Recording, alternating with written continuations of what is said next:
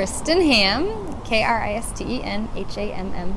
So I have Lilia Grace. She'll be 4 the end of June, and I like her a lot. You know, it's like parents always love their kids, but I like her. She's really spicy, and she's passionate, and she loves people. She's like the most extroverted person I've ever met. She's crazy. She like says hi to everybody and wants to tell them about the latest happening in her life, and she's really sweet and tender also, really caring. She smothers her little brother with affection, like always says, hug, kiss, Everett, hug. She just loves him so much, and he's annoyed by her. Yeah, so she's really fun and full of energy and emotion. I'm afraid for her teenage years. I'm not going to know what to do with her. But a little ball of life, like she lights up a room and she brings life and joy where she goes. And then Everett, he's just 1.5, and he is really different than her. You have to earn a smile from him. He's an introvert. He's not shy. He's not like nervous or shy, but he's an introvert, and so he's like an observer and pretty serious unless he's at home with just a few people, and then he's a ham, and he's like silly and mischievous. And I have 2 really strong-willed children who are not afraid of anything, which I'm grateful for and terrified about because I need to teach them like a healthy fear of people and things. So my husband and I thankfully are on the same page, and neither of us were raised in Christian homes. His parents, he has a pretty messy background. They didn't really give him any values of any sort except hard work.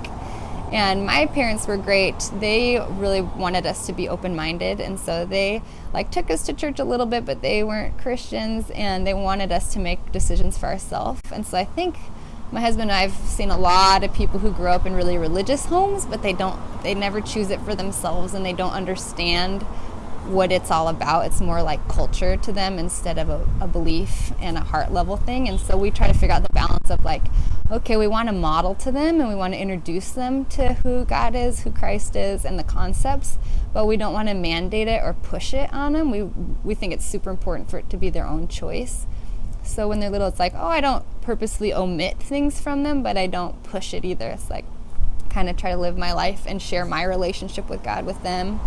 And yeah, so Cru is it's a student group on campus. It's an international student group, and our whole hope and goal is to give every student and faculty on every campus in the world a chance to hear about our relationship with God. And so we do that in a couple different ways.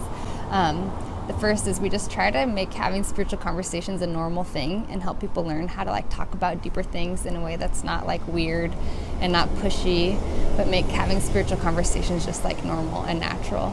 And then so I like to hear like what people think about the big questions in life, like why are we here and what's the purpose and why do we do the things that we do. And we like to help students take steps forward in their faith. You just think, man, college is a really pivotal time of like you're deciding, what am I going to do with my life? Who am I going to marry?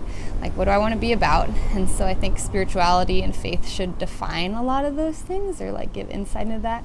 Yeah, so I want to help people learn to know God, to walk with Him, and then learn how to communicate about faith in a normal way and help other people grow too. So that's kind of why we exist and what we do. That's hard. There's a lot of things that I love. I think, honestly, it sounds cheesy, but like seeing people's lives change and seeing them grow into who they are and like being satisfied and feeling whole, like being people who are internally at peace, and they offer that to other people too. And I think I love watching that. I love watching somebody just like transform before my eyes, like from the inside out. Is really addicting. See, the hardest part is balancing everything and trying to balance all of that and still be a good mom and be a good wife and maintain my own friendships and my own family relationships. I think that's my least favorite part about it. Yeah, I think it's like the best and the worst of both worlds because the best because I get to do something I love on campus and I get to have a family and I adore my children, and so I'm like, I feel really grateful I get to do both. The hard part is I feel like I half-ass both. Like I want to give more on campus, like there's always more of a need, and I want to give more at home to my kids and to my husband, and there's like always more of a need. So I feel like I'm not giving my full self to either, and I'm not doing as good a job as I would like to do with either, but I get to do both. So